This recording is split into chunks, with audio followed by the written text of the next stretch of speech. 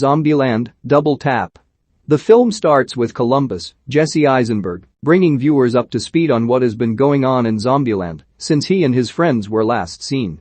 They have begun to give code names to specific zombies when going out to kill them. Slow and fat ones are referred to as homers, the smarter ones are Hawkings, and the sneaky ones are ninjas. Columbus, Tallahassee, Woody Harrelson, Wichita, Emma Stone, and Little Rock, Abigail Breslin, slaughter a whole pack of zombies in front of the White House before deciding to make themselves comfortable inside. They spend a long time in there as they make it their home, but eventually, Little Rock becomes bored and wishes to find other survivors her own age. She is also not pleased with Tallahassee still treating her like a child. Columbus and Wichita understand Little Rock's frustration, but they have been deliberately avoiding contact with potential survivors. Meanwhile, the two of them are still going as a couple, but when Columbus decides to propose to Wichita with the Hope Diamond, she becomes unsure and hesitant. In the morning, Columbus and Tallahassee find a note from the sisters that states that they have left with Tallahassee's truck, the Beast. Columbus is left dejected and disappointed. On the road, Wichita and Little Rock encounter a survivor, a hippie named Berkeley, Avan, Jogia. After spending a month together, the guys explore a mall where they find some zombies. They kill them and find a survivor, dumb blonde Madison, Zoey Deutch. She is excited to not only find a survivor, but one that is a guy. Columbus convinces a reluctant Tallahassee to bring Madison back home with them. She attempts to seduce Columbus, but he is not ready since he still misses Wichita.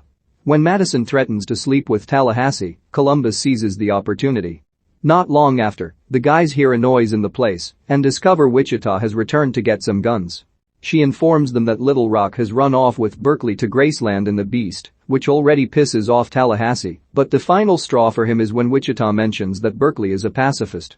Wichita then finds that Columbus is now with Madison, and she is not amused. The four then head off to find Little Rock. However, Tallahassee is displeased to find that Wichita's ride is a minivan, which he strictly refuses to drive. The four come across two potential new vehicles, an ice cream truck with a clown on it, or a tour bus. As Columbus is deathly afraid of clowns, they opt for the tour bus. While walking toward it, Columbus and Wichita discuss how they only became a couple because they could only find each other in this apocalyptic wasteland. Madison opens the door of the tour bus, which attracts the attention of zombies. The other three arm themselves to fight back, and one zombie almost bites Madison's foot before Columbus kills it. They then come across a zombie who isn't immediately killed with a double tap, so it has to take more shots until Tallahassee stomps its head in. These harder-to-kill zombies are nicknamed T-800s. The gang then takes the bus, but their tires get blown out by road spikes. Since Columbus refuses the ice cream truck, they are forced to keep riding the minivan. Little Rock and Berkeley ride the Beast while smoking Berkeley's weed. He also claims to be a songwriter, but is just singing songs that were already popular before. On the road, Madison starts to get sick. She starts puking, and her skin starts looking rotten. They pull over, and Columbus follows her into the woods. She claims to be fine, but starts looking more and more like a zombie. He has no choice but to shoot her before going back to Tallahassee and Wichita. The trio make it to Graceland, but can't stop Little Rock or the Beast. They drive until they see lights at the Hound Dog Hotel, an Elvis-themed spot. They find the Beast parked outside. They enter the place and meet Nevada, Rosario Dawson, who draws her gun on the trio until she learns they are harmless. She tells Wichita that Little Rock and Berkeley took off earlier that morning but left the Beast there. Nevada also knows about the slaying of Bill Murray, but isn't aware that it was Columbus's fault. She allows the three to stay there for the night. Tallahassee bonds with Nevada over their shared love of Elvis. Berkeley continues the drive with Little Rock as he explains to her that they are going to Babylon, a safe haven for zombie survivors. When they get there, Little Rock is forced to give up her guns since Babylon has a strict no-guns policy, so they melt the weapons down. The next day, Tallahassee goes outside to find a monster truck driving onto the Beast. Stepping out of the truck are Albuquerque, Luke Wilson, and Flagstaff, Thomas Middleditch, who are both essentially doppelgangers of Tallahassee and Columbus. Tallahassee and Albuquerque butt heads, while Columbus and Flagstaff compare their sets of rules, or commandments in Flagstaff's case. After hanging out for a bit, some T-800 zombies start attacking the monster truck.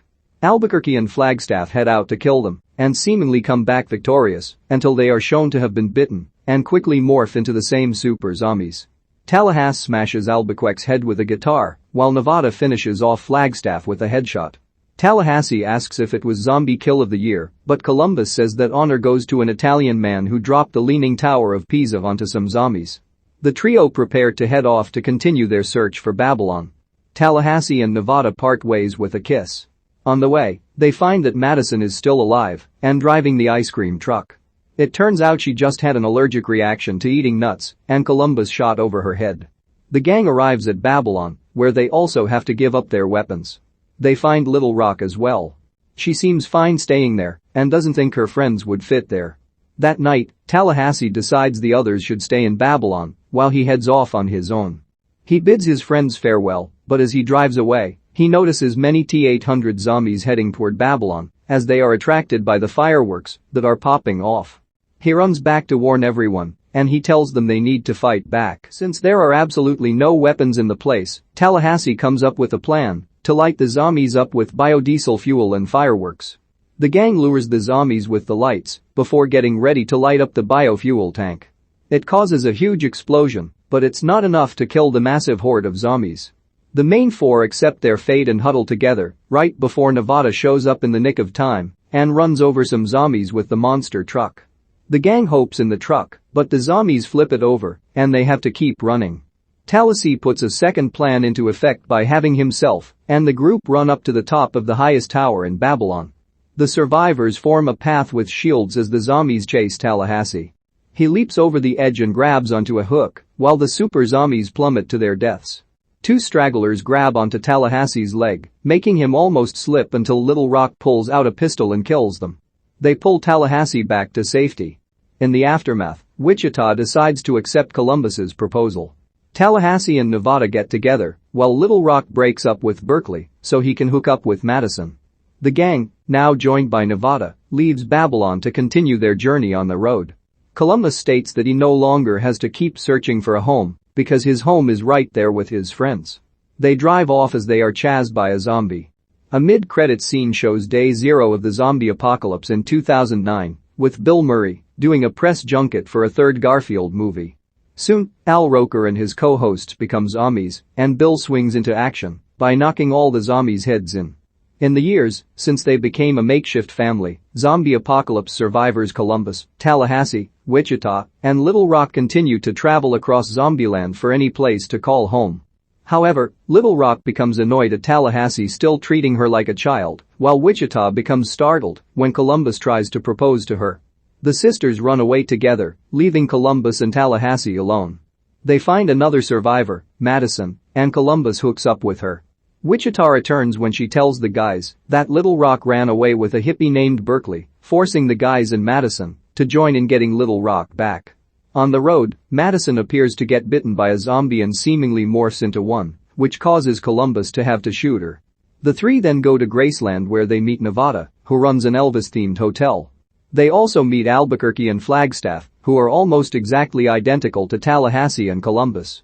They fight off stronger, harder to kill zombies, leading Albuquerque and Flagstaff to morph into them and get killed. As Columbus, Tallahassee, and Wichita continue their trip, they encounter Madison still alive. She just had a violent allergic reaction. The gang drives to Babylon, a safe haven for zombie survivors, where Berkeley has taken Little Rock. Tallahassee decides to leave his friends there until he sees that zombies are heading there are being attracted to fireworks. They come up with a plan to blow up the zombies with fireworks and a fuel tank, but there are too many of them to kill. Nevada saves the group, and Tallahassee leads the zombies up to a tower, causing them to fall to their deaths. In the end, Columbus and Wichita are engaged, Tallahassee and Nevada get together, and Little Rock rejoins her friends, while Madison stays in Babylon with Berkeley. A credits scene reveals that the zombie apocalypse began the day Bill Murray started promoting a third Garfield movie.